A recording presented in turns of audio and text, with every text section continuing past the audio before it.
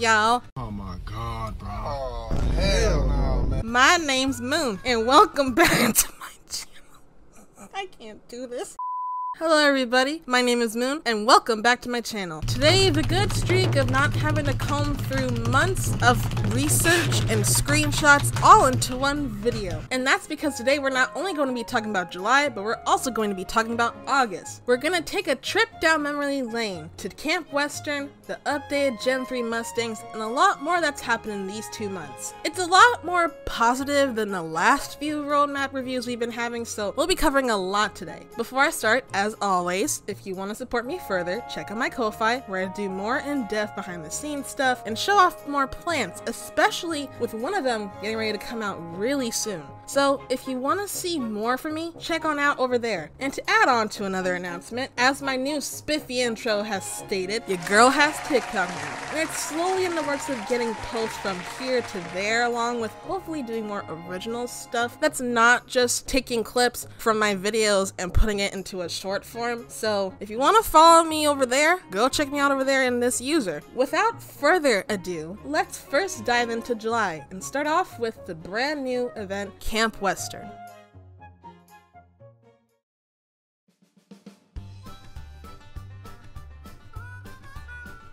This time, SSO introduced a new event called Camp Western, where we replace the spot of the beach festival for a rootin' tune good time down at Starshine Ranch. And you bet your biffy ass, my country Texas southern ass is about to throw in Western shit all over the place.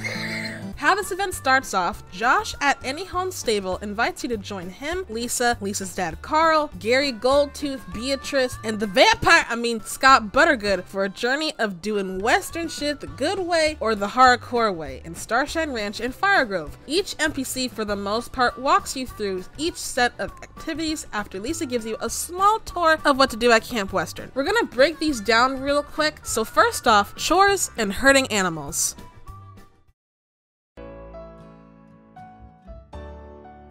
For this section, Carl mostly shows you what to do in these 3 activities. For starters, at Camp Western, to truly feel like you're at a ranch every day, you do 3 randomized chores for anyone on the ranch, ranging from getting water, finding shovels, mucking the area, finding pets, getting wood from a mine, and delivering packages. There's also secret quests that give you tools, which we'll be getting into throughout this whole event, but it's mainly finding people's items by taking a guess at where it is based on what the person said in Compass sign language, and if you find it, good for you. If you don't, it's okay. This shit was hard. All around me are familiar faces, worn out. Of course, there's shit that's gonna get in your way, which we'll all get into later. But for now, let's continue on with this section. Once Carl shows you the chores, he introduces you to the stereotypical herding animals that we've known from Mary's Lost Animal stuff, but with a slight twist. This time around, besides the painful sheep and cows, stubborn chickens, and lost foals and donkeys, you also have to find 4 lost horses each day. But they ain't gonna move by just clicking to accept the quest. You have to exchange herding lures, which can be found throughout Firegrove, either randomly from chores or other means. However, like the damn Mary animals, the spots are different each day, so you have to frantically run around everywhere till you find a horse, or confine in the many Instagram guides that you look up every single day to save your ass in every event. These can be long, but thanks to the variety, it does help a bit with keeping things fresh along the side with other activities of this event. So that's all that Carl offers for this event. Now let's move on to Lisa and Gary Goldtooth.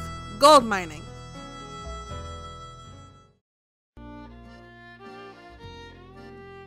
Here, SSO introduces a new gold mining mechanic that instead of if you fuck up, you get that amount, you hit as much as you can in the right area. Gary Goldtooth gives you a demo on the ranch, and you can get this 2 ways. Get off the horse and mine it, or fuck all physics and mine from your horse.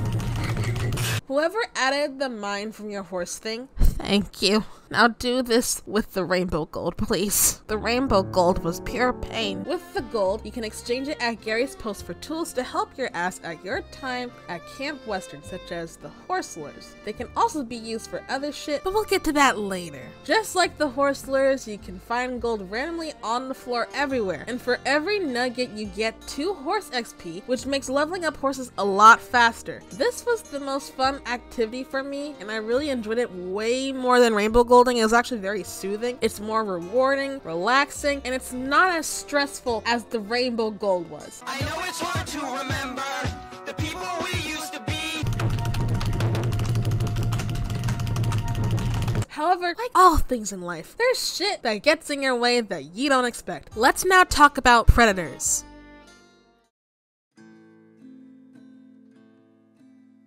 Now, some of you are probably wondering, Why the fuck are we about to talk about food chain shit? This isn't my biology class in high school. or some of you are going like, oh no. SSO, this time for once in their life, added challenge to events again. They can be fun for some, or making people wish they could get a gun from Red Dead Redemption 2. Josh demos you to go grab a hat, but while doing so, you get humped by a bull. You better stop! Totally not a way for you to die and pass away before the main storyline ends. So how to stop a bull from humping you? Spray that bitch with beast repellent, which like horse lures can be found in the event area, exchanging gold with Gary at a shop, or from Chores and secret quests. Woman, you're way too close! But bulls are not the only problem, y'all. You have to face not just the 2 random bulls in Starshine, but also bears and fucking wolves. Bears are only gonna be a problem in the bear cave area if you're too slow, you try to sneak like you did back in the old SSO to get Christmas shit, or you crash into shit and they hump you like the bull did. Big fella! Big fella! Sit down, big fella! Wolves, on the other hand... oh boy. Wolves are damn near everywhere. From the mine to the new wolf pit to any field, these bitches will be out to get you if you're in their line of sight. Even though there's a shit ton of them and you can't run them over or get a gun, there are ways to outsmart them and stop them. Since the wolves were what caused some people a lot of frustration, here's what your ass can do once this event comes back next year.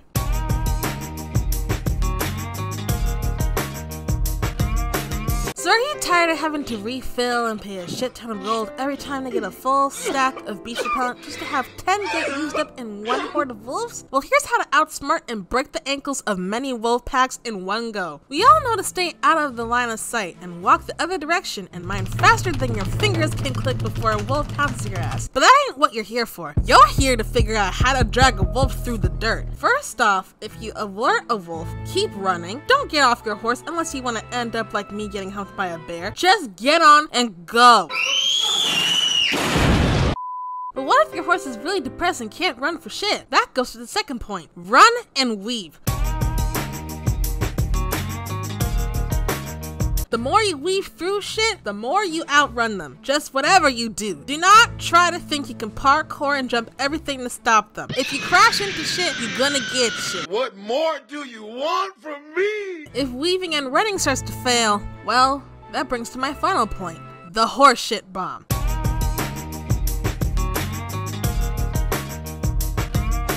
Throughout the Camp Western area, there's horse shit everywhere. In the paddock, your front door, your favorite horse trail, even your horse's shed. Basically, as explained in SSO's article, if you run to the horse shit on the floor, it gives the same aura as beast repellent for I think 30 seconds or so. Listen, it's fucking October right now. I'm trying to catch it before Halloween. All you gotta do is get the whole pack and bomb their ass into the horse shit. So now you learned all the techniques to beat the shit out of a wolf without wanting to get a gun from Red Dead Redemption 2. How will this work in an actual setting? One of the big struggles the first 2 weeks before SSO made the wolves not to interfere in races except champs or if you crash into shit was that people claimed you can't get through the Fire Grove races because of the wolves. So to test if I can run through the whole set of 3 Fire Grove races, I went to doing all 3 with a full max stack of 20 beast repellent, and this was the result.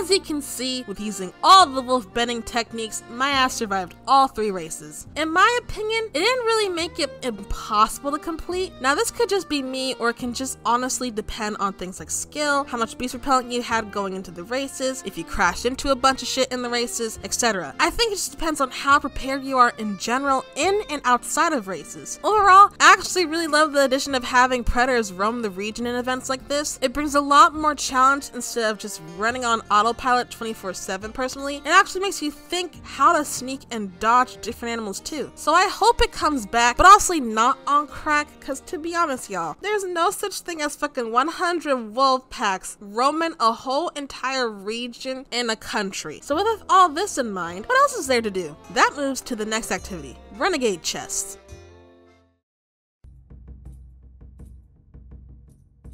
With Camp Western, they introduced the mechanic of finding 5 chests randomly in the area. Josh does a little tutorial after he shows you how to beast repel shit by trying to get you to break the ankles of a wolf. I remember thinking, I'm about to beat this bitch up. For every Renegade chest you need a key, and you can either get one randomly in the wild or pay fucking 100 gold for every key.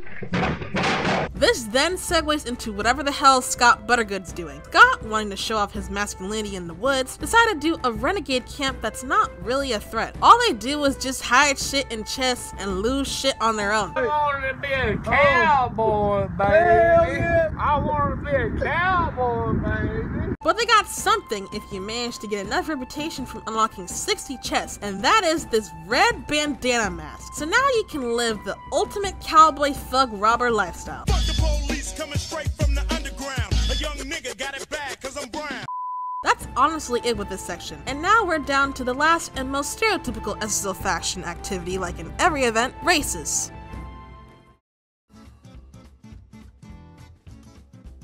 As usual, we got races, except honestly this is just mostly the same races we've already had in game, but they give out tokens. It's also the same with Mary's Lost Animals, so basically that, the Firegrove races, and the Starshine races all got tokens attached to them. As for anything new, we got one new discipline similar to how we got dressage in the Equestrian Festival. For the first time, after 12 years of SSO, we finally got lunging. With lunging, you can either free roam it or do the training race of it. Basically, the lunging in SSO is similar to the style of My Riding Stables 2 Life with Horses, if you know that game, I love you, where you have to get the correct gate before crossing the circle. However, the problem with that in SSO's case, sometimes your horse doesn't want to do shit. It wants to either speed up, slow down, or just randomly stop. Mom, leave me alone, I wanna be famous.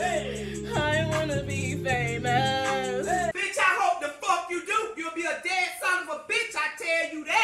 Pair that with using only your WASD keys as controls, it can get painful after the first couple attempts where you struggle a whole lot, but once you get the hang of it, it's a bit easier. Just the controls are a little wonky personally due to how sensitive they are. Just like the dressage one, it's based on how many correct gate circles you can get before the patient bar runs out. Even runs out when it ain't doing shit. The lower its patient gets, the more it'll start trying to rebel against you like an impatient child, and if you fuck up 3 times, you start over and see this cringy ass 2013 to 2014 joke. The highest score I've seen people get was I think 15, which gives like 520 XP. I could be wrong, someone correct me on that, but it depends a lot on the chances you get with your horse and how on point you are with the commands. That's it for activities, so now let's move on to the stuff you can buy in this event.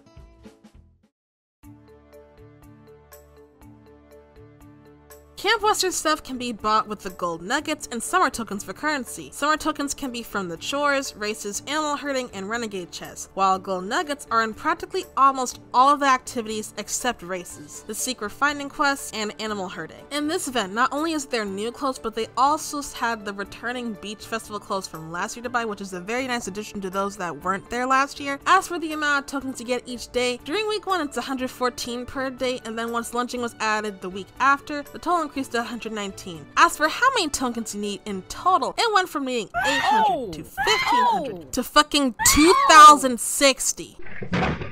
Y'all are lucky these fits were all cute SSO, but this was too much now. Y'all need to chill. There's also the Year of Shielding sets, and they were all so fucking cute. I ended up getting 3.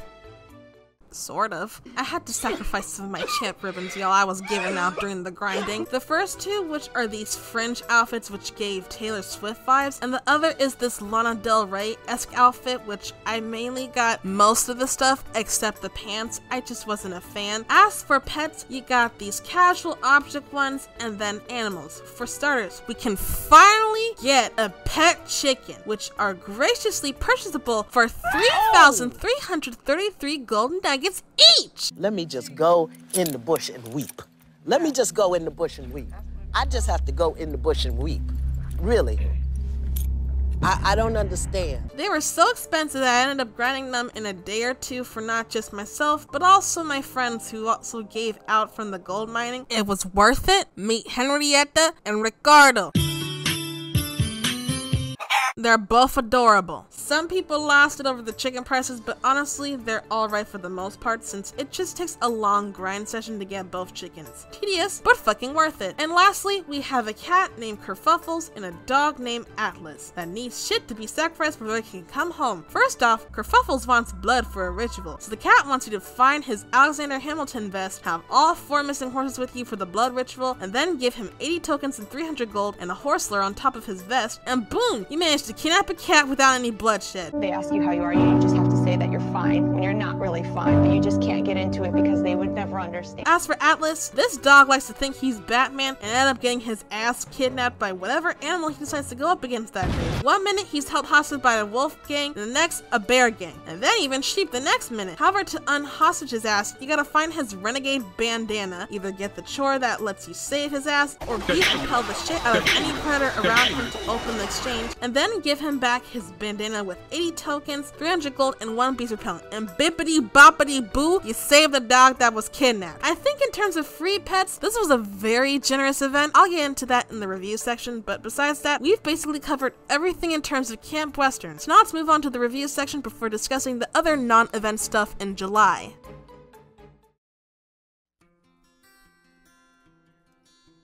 I was pleasantly surprised by this event. Despite the grind, this was actually a really fun event, and so far it's actually one of my top favorite events this year. For starters, this event compared to others brought in a lot of new mechanics, from the lunging to avoiding predators, to the way mining gold was, to the chores, to finding the chests. I loved a lot of it. It brought a lot of fresh gameplay, and it wasn't something we haven't seen before that much either. This was also a very generous event because this is probably, I think, the most I've seen in terms of free pets given, and I don't think there was that much pets that you have to buy with star coins. I could be wrong, but I think all the pets in this event was actually free. What I'm hoping for is that they actually expand more on this event and hopefully have more Western things added to it as well. My only main complaint is that I really wish they did an event quest storyline with this. I would have loved one where the Camp Western folk had to deal with the renegades, since here they were honestly portrayed as people who just wanted to go actual camping and also left shit everywhere. I was disappointed that the 3rd week teaser was acting like it was gonna tease for an event quest when it was actually just an introduction to Kerfuffles and Atlas. It was just a whole missed opportunity to include one, so I really hope next year they make one, but it actually be good. Other complaints mainly include the sensitivity and controls of the lunging, balancing of the predators, and the worry of the overstacking grind. My main concern is that if this event does come back next year, I hope to God it's not entirely recycled. Because here's the thing, even though I love the gold mining, dodging predators, finding chests, and the rest of the activities, if they just recycle with nothing new, it'll start falling into the state of a lot of events like Halloween, Christmas, the Rainbow Pride Festival, and other events where we constantly hope something new will happen, or we just constantly get disappointed when it's just recycled shit over and over again. They also did some codes for items, except most of them were poorly timed,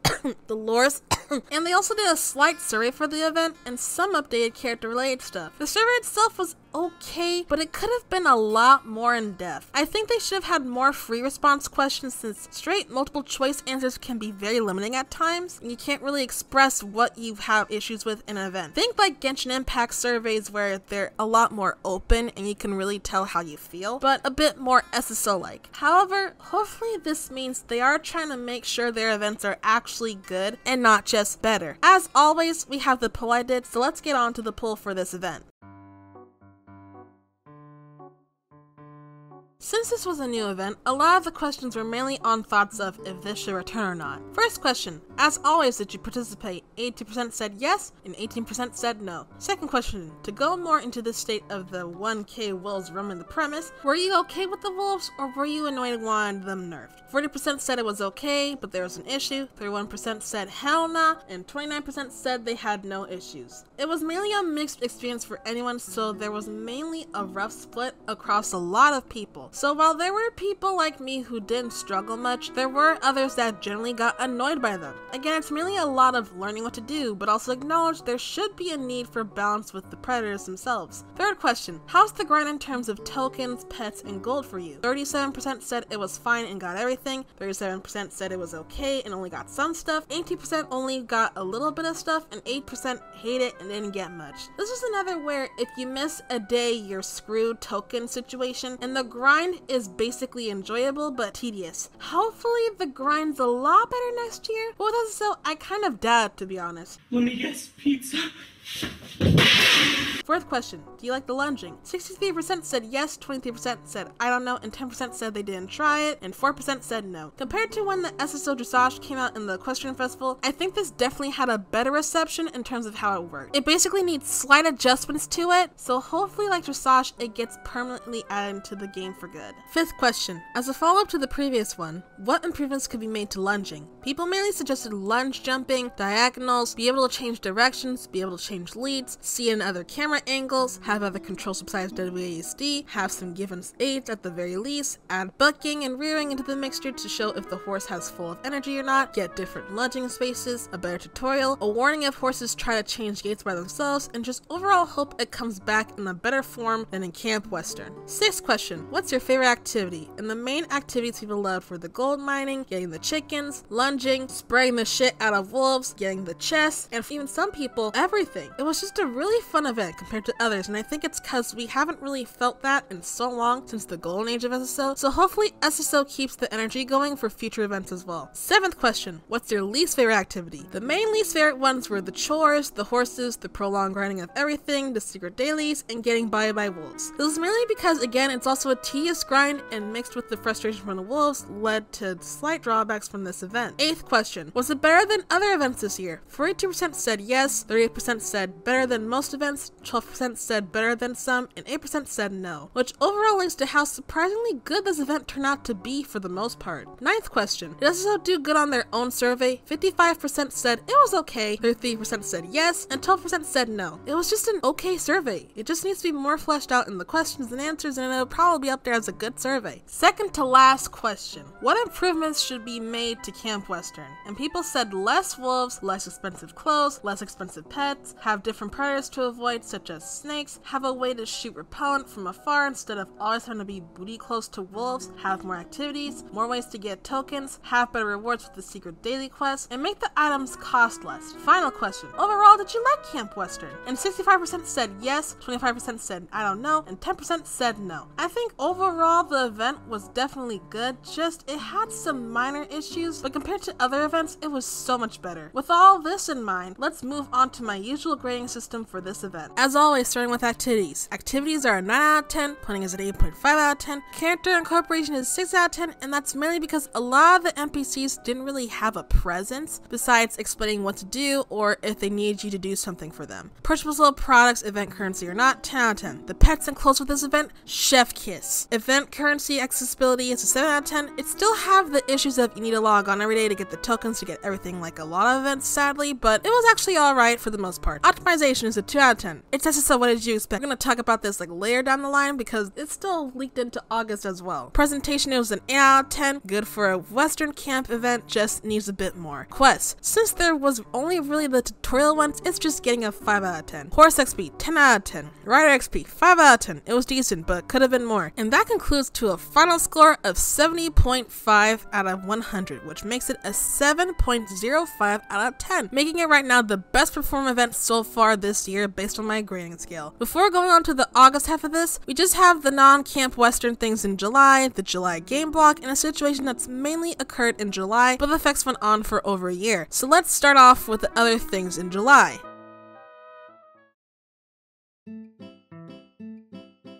Besides getting country throughout July, in week 1, SSO released a bunch of new coat variations of the Belgian Warmbloods, Appaloozas, and Welsh ponies. So let's go over each coat starting with the Welsh ponies. The Bay and Buckskin Welsh ponies are probably my favorite out of the 3 that came with this coat variation pack, and it's mainly because they look really nice compared to a lot of other coats that are in the Welsh pony division. The Cremella Welsh pony's okay. Because of the way the model is, it kind of looks like a tiny mole rat version of the Cremella Gen 3 Sid the Sloth.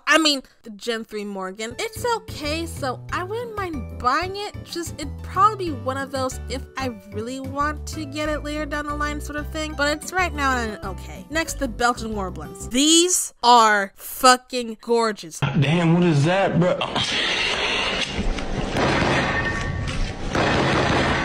The Palomino, mwah. The brown paint, mwah. The black paint, mwah, mwah, mwah, mwah. I don't care if the black paint looks like the black paint Trackner. I'll still buy both of them. These 3 are just the best ones from the batch, and they're so cute, y'all. Just look at them. They're so cute. And now we've come to the Appaloozas. Now the funny thing is, this lightly white blackish one actually ended up growing on me over time, and honestly, this would be the only time I accept the default main style on Appalooza. I think it's because compared to the ugly ass app one, it's not roughly smeared, instead it's blended in a lot better compared to other coats. It's probably gonna be like the Cremella Welsh pony where I'll get it later down the line, but overall, I actually like it. As for the other one, listen, I'm so sorry if you like this one, but this is the definition of when I said that some of the Appalooza coats in this game look elderly. Oh shit.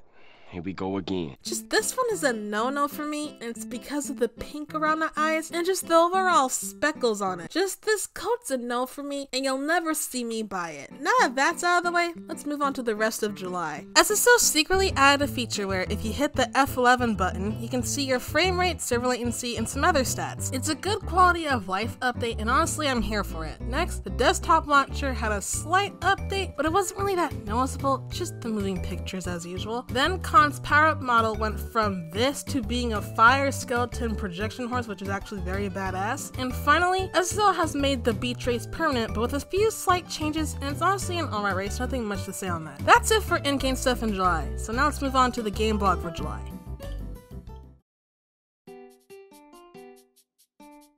As usual, SSO did a game blog for July, and this was actually pleasant to read, but also still a little bit suspicious. For starters, they go in depth on the behind the scenes of Camp Western stuff and talk about the new environmental changes from last month. Then SSO goes into how there's half of the year left, with mentioning the survey going on till September 6th. Then SSO announced they've been able to release everything this year that's planned, from the shit horse progression to the new cheating system that hasn't been talked about much yet, to an announcement on Android playtesting getting started in Hungary. Next, SSO talks about some plans in the future, such as finally getting to customize our stable and paddock, get new tags such as ear bonnets, blankets, breastplates, etc., be able to wear multiple accessories and makeup on our characters, have new functionality to the UI, more storage place, and enhanced backpack experience, which I'm guessing is a better inventory. This I'm really hopeful for, but just in general, I just hope it's not shitty. Next, SSO finally got their shit together, and they're finally giving the option to be able to go back to the arrow keys on mobile, even though we all know the SSO mobile platform itself is just shitty in general. Then SSO is finally making a Ukraine server with info on it in August, and then they're planning to make a memorial place for any players, especially for Violet Flower Garden, to commemorate any fallen loved one. First off, it's about time they did something for both of these issues. I'm really happy that the hashtag SSO Ukraine movement, which is the movement to finally get a separate Ukraine server, finally is happening properly, and it honestly should have occurred once the war had started, but thankfully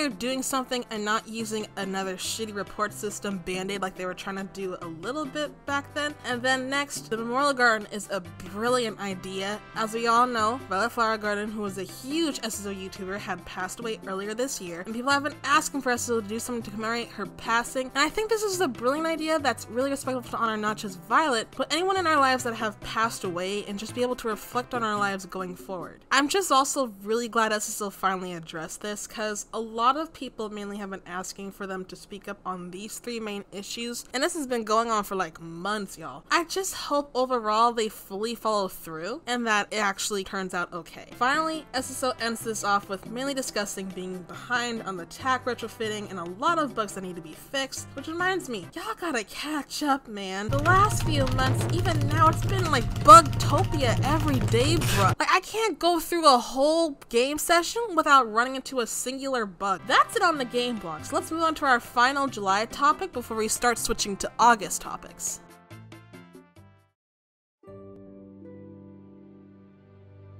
Now, most of y'all looking at the screen right now are probably wondering, what the hell is TAPS? In the SSO role-playing community, specifically on the edit role-playing side, TAPS, otherwise known as the annual Pure Breed show, is an SSO edit roleplay show in the sense of those confirmation shows in real life, except SSO edit role-playing style, and it even had a Discord server as well. It was an event created by Selena Longberg, who was also an SSO ambassador that also did her own edit roleplay on the side. Selena started this edit roleplay show back in June 2019 and was voted Show of the Year in the Realistic Roleplay Awards. To quickly sum up how this show worked, you enter pure breed horses from your roleplay into one of the following classes: Draft, Baroque, Sport, Action/Gated, Hot Blood, Stock, or Pony, depending on the breed that you have. There's also the best in whatever category thing as well, so double the chance of winning something. Once entered, basically it's a battle of the breeds, and if you do well, you get an edit roleplay ribbon. This show went on all the way till 2022, where like normal, the show happened again and went on as normal in 2022.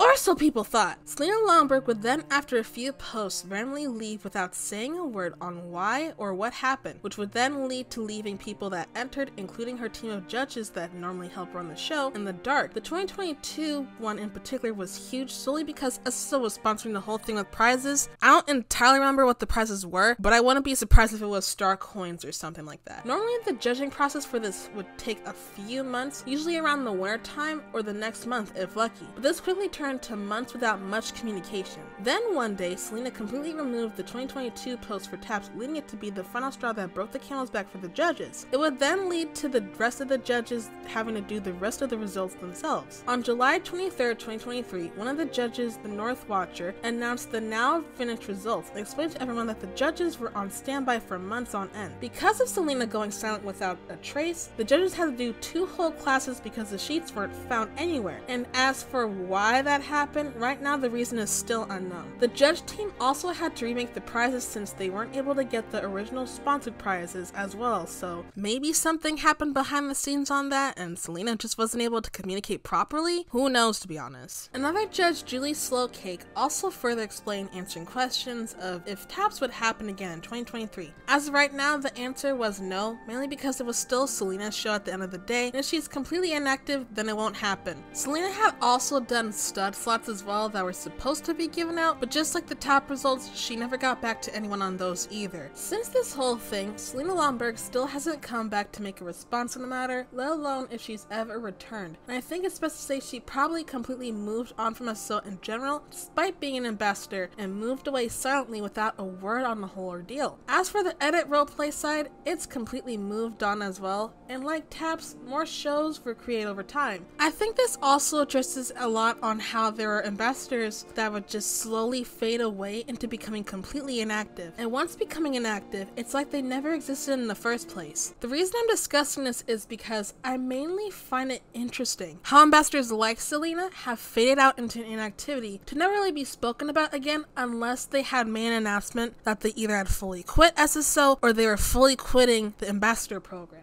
In general, SSO never really communicated about if people were leaving the program or not, and we're gonna mention the ambassador program in September again next month, so be on the lookout for that. But for now, this situation was really messy for a lot of people, and it goes to show that communication is key in a lot of these situations. That wraps up July in SSO, so now let's move on to August, where we're back to the regular week format finally. And August was just generally a smallish month this time around, and as I stated earlier, bugs for July are going to be talked about with August bugs, since they're basically the same for the most part. So without further ado, let's start off with August week 1 through 3.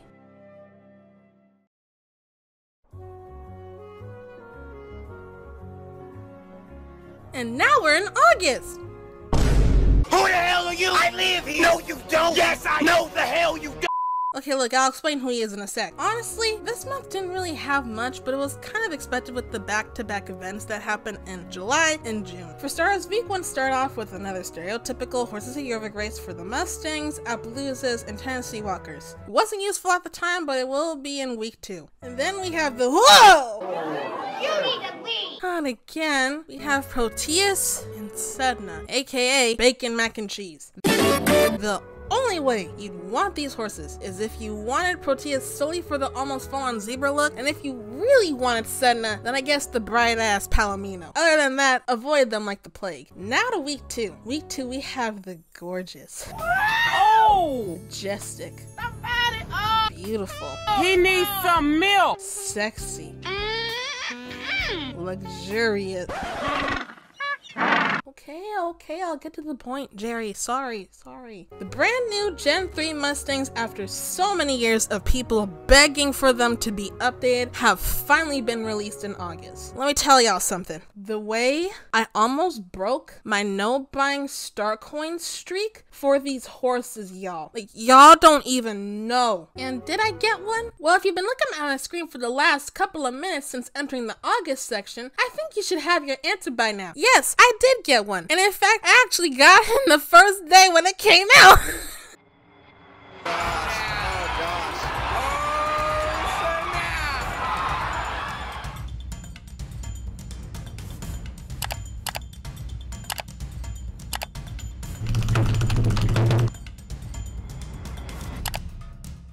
What the hell?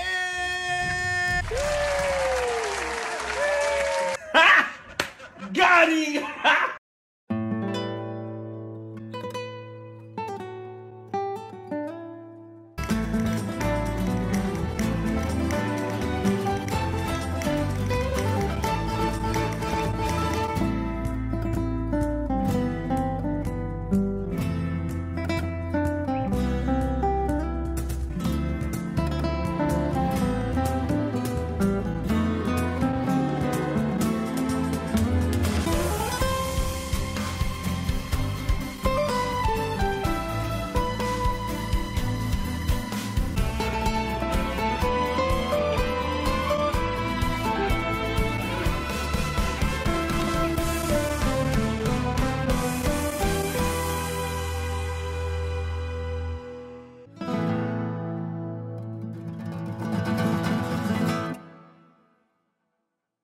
Listen, I could have gotten the Spirit done, the Grulo, or the Paint, which are also all fucking hot. But listen, when I saw the buckskin coat, I caved in. Listen, in my top 3 coats that I like, obviously I have my white/grays at number 1. Then number 2, we have paints. I'm a sucker for paints. Number 3 is buckskins. I literally also been dying to get another buckskin coat ever since I got the buckskin and illusion from the Equestrian Festival, I think. Listen, it was worth getting Antonio, and it was worth getting another buckskin. It was worth every single star coins that I spent on this horse. This is another 10 out of 10 across the board horse breed, and let me tell you why. Number 1, the model is chef's kiss. It's a good balance of realistic looking with really good animations, especially with the buck, and actually being accurate to the real life one. Number 2, the coat range is phenomenal. What's brilliant about this is that some are based on actual Mustangs allegedly, the Dun's based on Spirit, the Wild Paint is based on Picasso, the Grillo's based on Sugar, the Palomino's based on Cloud, the Bayrone's based on Rendezvous, and the Black's based on Snip. Just every coat with this model is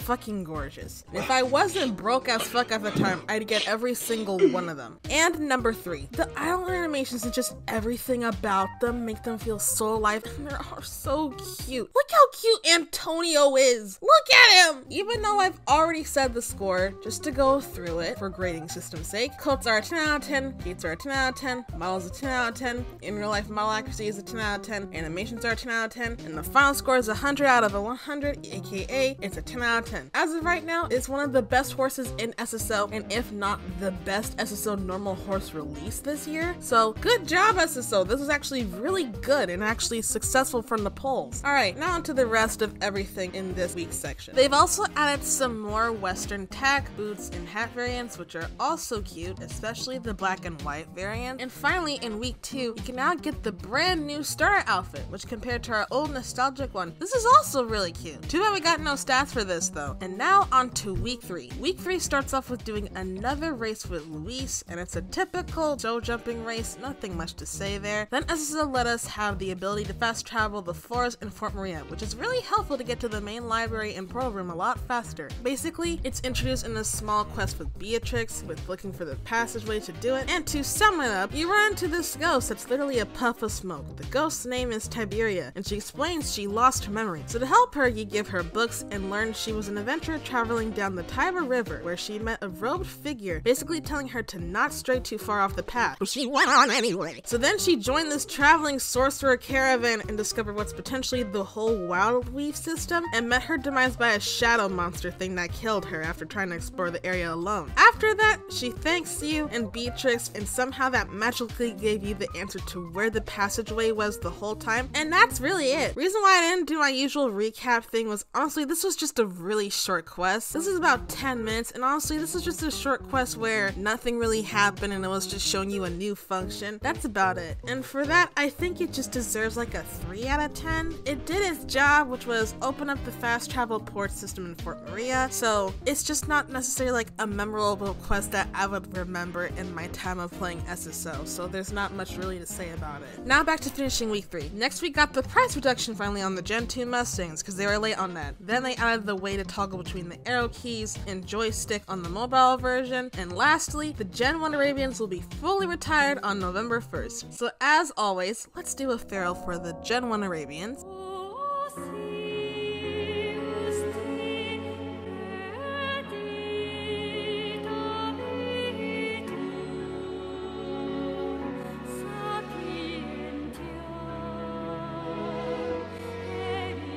Thank you. That's it for the first 3 weeks of August. So now let's move on to the last 2 weeks of August, weeks 4 through 5.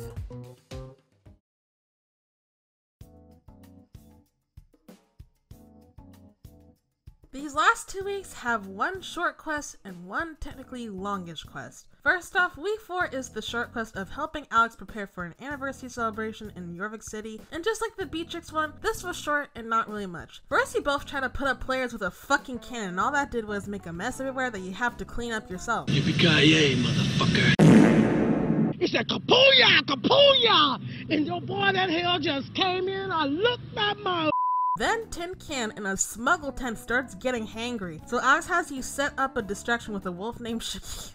I'm sorry. What? So people... Okay, like, recompose myself. So Alex has you set up a distraction with a wolf named Shakira. Oh my god, stop. So with Shakira, people could focus on the wolf and you could get Tin Can's food. After that, Alex tries to electrocute the lights with her lightning powers, but she blew them out. So we had to steal a lady's fake candles before the dance director lose her shit. After that, Alex kind of goes into a monologue on how she messes up, sort of, and how she's a class clown and talks about not being taken seriously, which then led to her wanting you to help her make an audio tour on Yorvik City. So you run around Governor's Fall, and even see her old childhood home and the SSO headquarters Easter egg getting a spotlight in the quest. After that, Alex thanks you and you get a statless beanie, and I reached level 24 because of this quest. Woo! Yeah! So overall, this quest was just okay, and to be honest, it was just dragged out from running all over the place, cleaning up stuff, and grabbing shit, but it was enjoyable in some parts. Specifically, I loved the cannon part. That was amazing. What made it worth it was how much Rider XP it gave. My god, they fed us with all of this Rider XP, Jesus Christ. So with all that in mind, it gets a 5 out of 10. It's an okay short quest, but also I just feel like you didn't really learn much on Alex in this one, so for now it's just an okay quest, nothing to write home about just like the other one. That's it on week 4, so now let's go on to week 5. In week 5 we got a new main quest that's kind of reputation-like, but not really. So this one, I'm actually gonna do the flashback stuff for once, since this was actually long, so let's talk about what happened in this quest.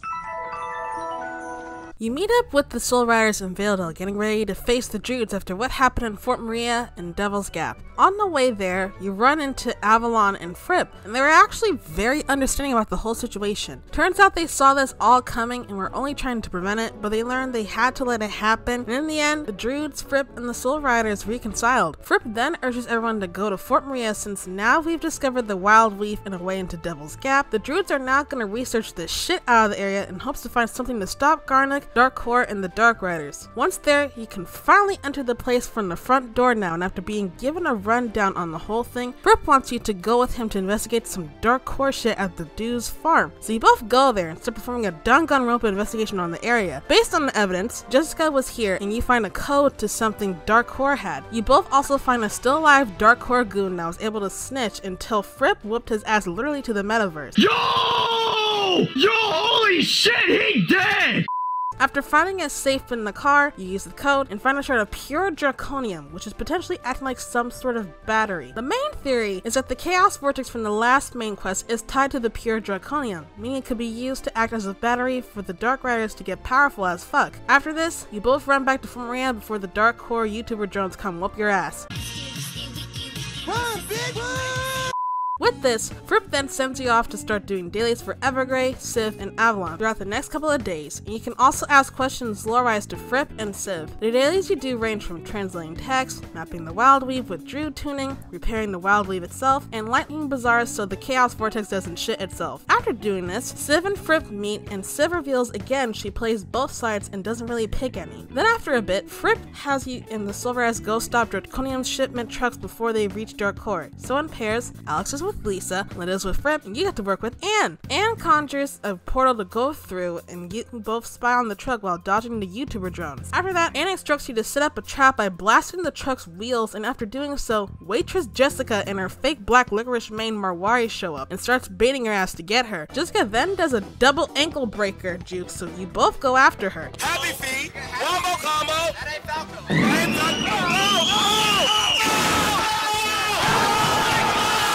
Anne tries to whoop her ass, but misses and gets rid of the Draconium truck instead, and Jessica runs away. Y'all then reconvene and tell the others what you and Anne encountered. Turns out Sabine was doing the same with Lena and Fripp, and Kaja was doing the same with Alex and Lisa. Fripp finishes off explaining how he's going to continue to search for the missing light ceremony book, and for now has the Soul Riders continue to get rid of Draconium shipments. And after learning more on what's happening next with Avalon, it's now a waiting game until next year, and that concludes this main story quest.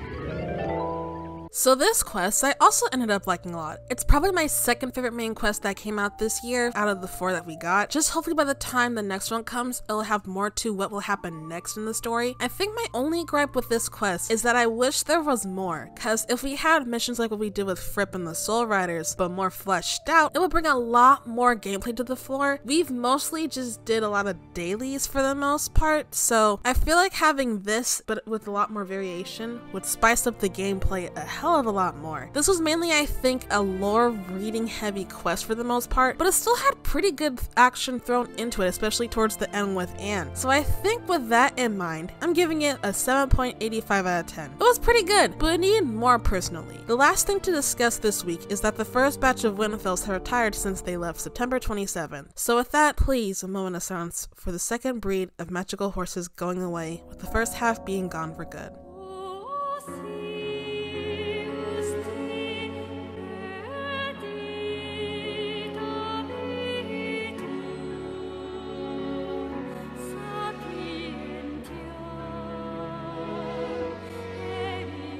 Thank you. With that, y'all, we have now covered everything that's happened in August. So before going into the game blog and any other announcement stuff, let's talk about the bugs because they were pretty much the same in July and August, and this has basically become a common occurrence in my videos because this game's just so buggy that at this point, a new bug just comes with every update that's put into this game.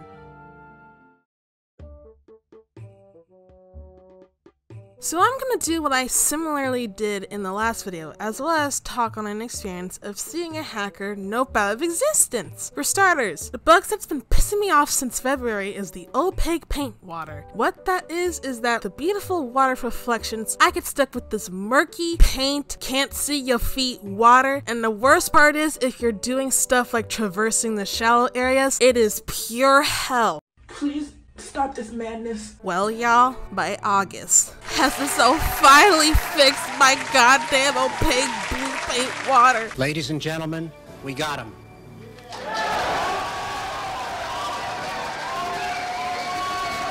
Look at it. I can finally see my legs. I can see the ground. It looks like water and not somebody put water and bird poop on it. Hallelujah.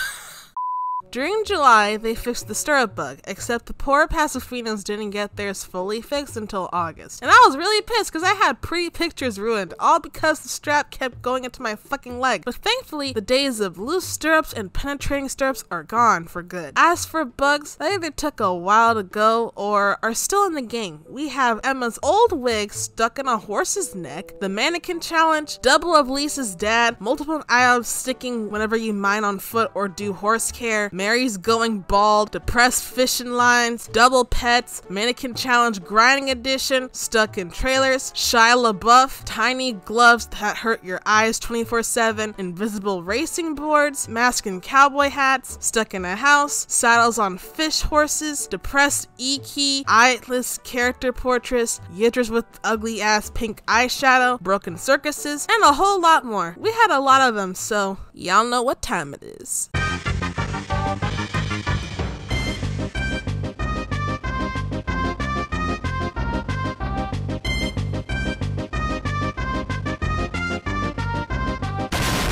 That wasn't even the worst I experienced. To end this off, it's time to tell a short story of my encounter with a cheater that got humiliated by the goats in Global. So this dude, which I'm gonna put the name on the screen, had a bright idea of speed hacking in the Jorvik Stables champ. And this man zoomed like he was on crack. Like, oh my god. So then I decided to watch Global beat his ass, and then while showing on my phone, my ass caught him basically disappear into oblivion. Yo, I don't normally talk about cheaters on here.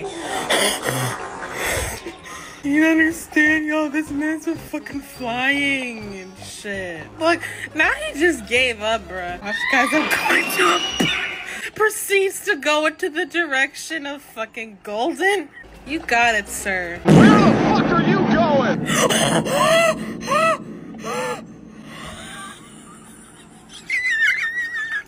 That's about it in terms of bugs and other shenanigans for these 2 months, so let's move on to the August game blog.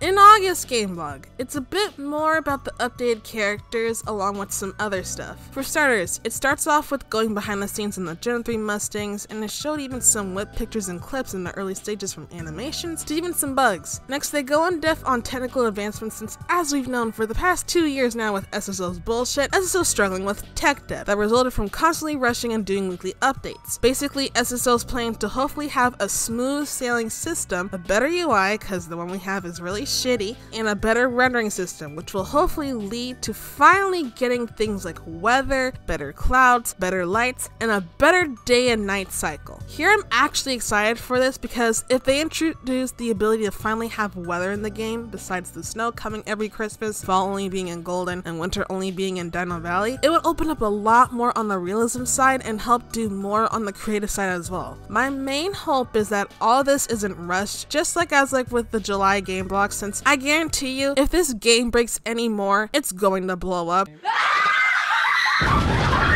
Finally, SSO goes in depth on the updated characters with plans to fix bugs, experiment with personas, new hair, and new makeup. They also touched on their engine here, where they mentioned right now the engine they have is limiting them a lot, especially if we want to get stuff like sliders in the future. They also said it'll potentially lead to fading away from being able to run on older devices, which, let's be honest y'all, this is gonna happen at some point, especially if SSO wants to be more up to date in the future, sadly. SSO also touched on looking into putting in more animations, a color picker for customization, mix match facial features instead of stuck presets, have skin marks, aka have stuff like birthmarks, scars, etc. New hair rigs for more harder hairstyles, new clothes meshes, and new item slots. Overall, they note they want to release stuff like this more often instead of one feature taking 2 to 3 years, and that's where this game blog closes. I'm actually really happy they're going to try to expand the horizon on actually making characters customizable, as well as them admitting the need to get their tech shit together, so hopefully the feature going forward is a lot better, especially with how SSO is in general with stuff like this. Besides the game blog, we got some updates on horse polls. For starters, SSO did a poll on if they should keep the Cremello coat and Dutch Warmbloods or not, and this is because there's a rough split in the community on being a fan of Cremellos or not. Personally, I like Cremellos, just some of them in game aren't the best. The Gen 3 ETB, the Gen 3 Morgan.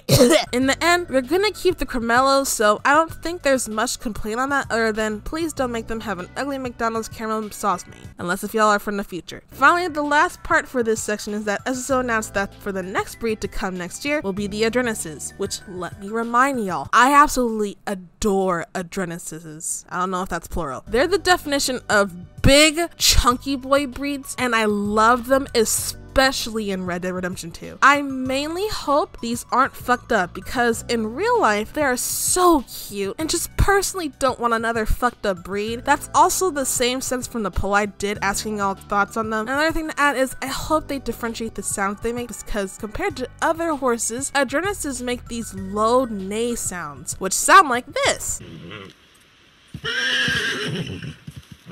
So I hope they can go the extra mile, but if not, I'm honestly happy as long as the model's good and the animations are also good. That's it on game blogs and horses. So let's go to my final section, which is more of an announcement / stuff I got to experience again.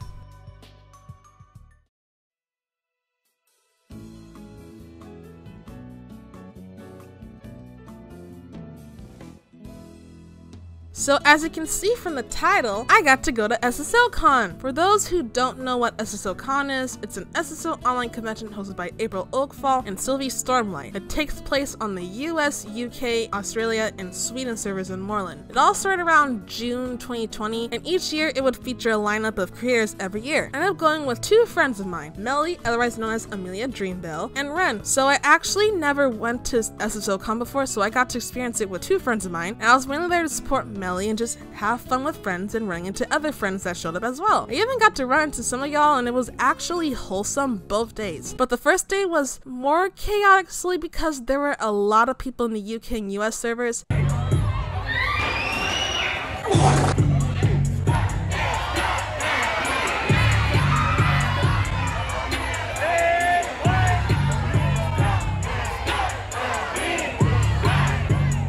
Did I get sleep deprived when I went for day 2 from getting an hour of sleep and running solely on a diet energy drink? Yes. Yes, I did. But was it worth the cute pictures, shenanigans from helping out with the stream, meeting people, and other stuff? Also yes. Overall, this experience was a lot of fun, and in terms of going again, it depends, but I wouldn't mind either, to be honest. SSO was able to give out in-game t-shirts which were in 3 colors. Gray, which is from a code given out to everyone, except the stats were also trash. Yellow t-shirts, which were only given to creators that were a part of the con. And the seafoam teal color, which were given from giveaway competitions of the con, which were art, writing, eventing, etc. I think this was definitely a highlight for me in terms of it was a good way to end the summer for this year, especially since I'm glad I got to meet people I've never talked to, hang out with friends, etc. So that segues into my announcement. Your girl has alt accounts! Mainly 3 of them through the help of friends, and 1 of them through the power of bootlegging a free VPN that uses a small amount of gigabytes. At the time of this video, there should be an all about me kind of thing on Instagram maybe, but if not, that'll probably be out later. So here's my accounts. For the UK, there's Daniella Moonsong. For Australia, Daniella Moonside. For Sweden, Daniella Moonstone. And for East Europe, Alice Winterland. My UK one was actually made with the help of Ren, the Australia all from another person that helped out with with this, and the Easter egg was actually given to me by Gas, which those of you might remember. She's a friend of mine that's been in some videos of mine. So huge thank you to all of y'all that helped me get alts. I'm really grateful, and I really appreciate it even to this day. Just thank you. And to finish this whole thing off, if you've noticed a little in the last video and a lot in this video, I got to dabble in Reshade during July, and since then I haven't dropped it ever since. The most you'll be seeing Reshade is what you're seeing right now on the August side. The July side was actually when I was first experimenting with Reshade stuff, and then I had to go learn stuff, so this is the result of using a lot of effects. And there's also going to be some times where you see me use other presets. A lot of presets I use is mainly by people like Kelia Easton, Jesse Northwood, etc. So I highly recommend checking out these people for Reshade presets. Either they're paid or you get them for free at times. So I highly recommend. They're very pretty, so go check them out. I also do like to say, with doing art edits with Reshade, it has been a breeze. It actually brought a lot of more vibrance to my art, and I think some of y'all have saw that, especially during the end of Halloween. So here you go. I do plan to experiment more with Reshade and a lot of art edits as well, so keep an eye on for that. With that being said, we finally managed to complete July and August of SSO. All that's left is September and now October. I'm just hoping my burnout doesn't cripple me again, and then after that is just covering November, then looking forward to December, and then of course the end of the year awards for 2023. I'm hoping by the time that I finish this, it is not a disgusting 2+ hours. I'm praying, but yeah, I just want to thank y'all again so much for the support going forward. So with that being said, thank you so much for watching, and I'll see you all next time. Bye bye.